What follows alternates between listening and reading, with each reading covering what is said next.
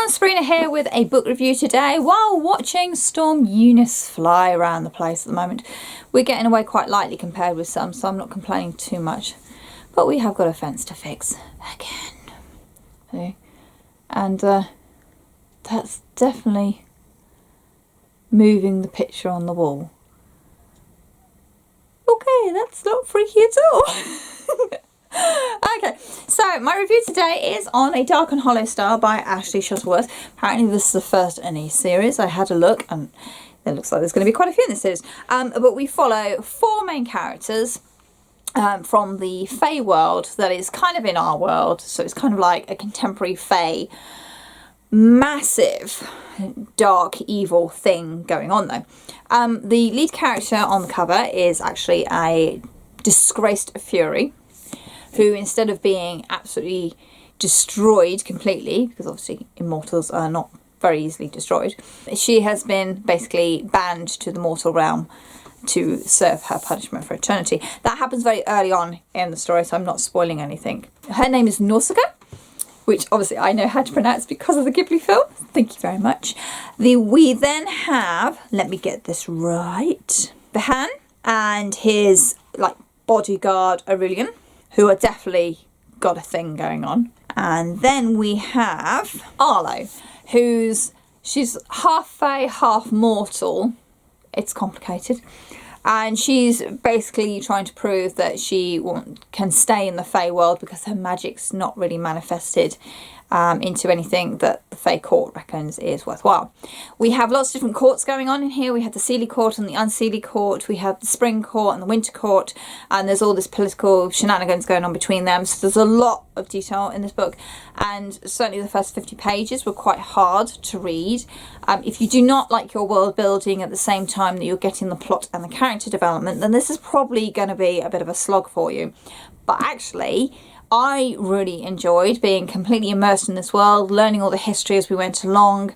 It was a little distracting occasionally when a character would say something and then we get this whole paragraph that was history related based on that question, and then we get the answer and I'm like, hold on, what was the question? And I had to go back up and check. But there's so much world building in this book and there's so much to set up, and there's all this history that's going on as well. And then there's the concept of the Fae are walking among the mortals, but the mortals are not supposed to know about them, but they kind of sort of do, but they're not really supposed to.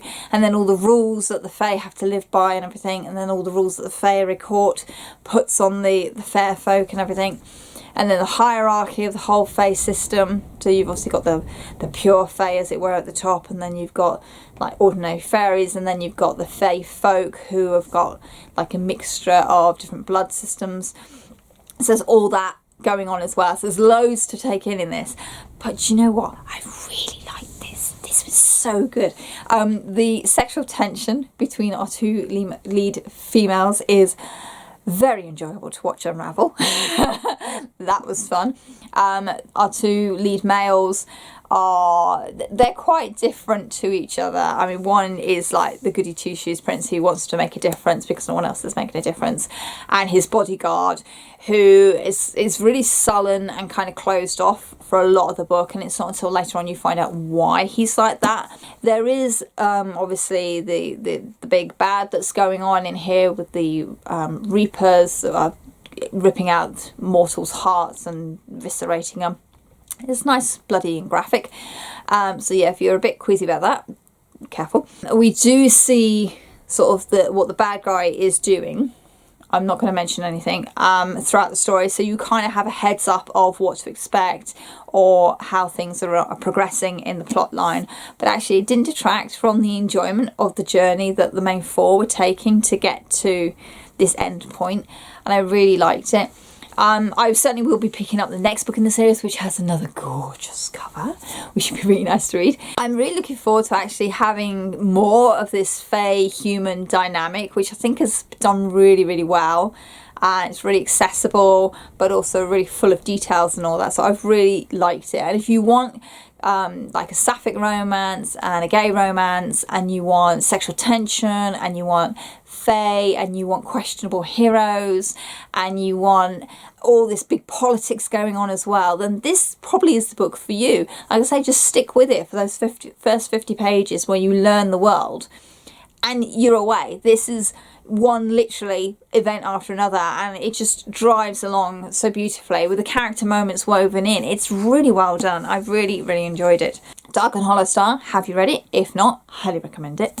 Let me know your thoughts down below without giving away any spoilers, because that's not fair. I certainly went into this blind. I picked it up because of the cover. Yes, she's got proper wings on her, which is great. Usual MacGuffins in the description box down below. Please go and check out YouTubers and that on there, please, because the algorithms are, as we all know, awful. Although it's very good at telling me which books I should be buying on different websites because I've been shopping online.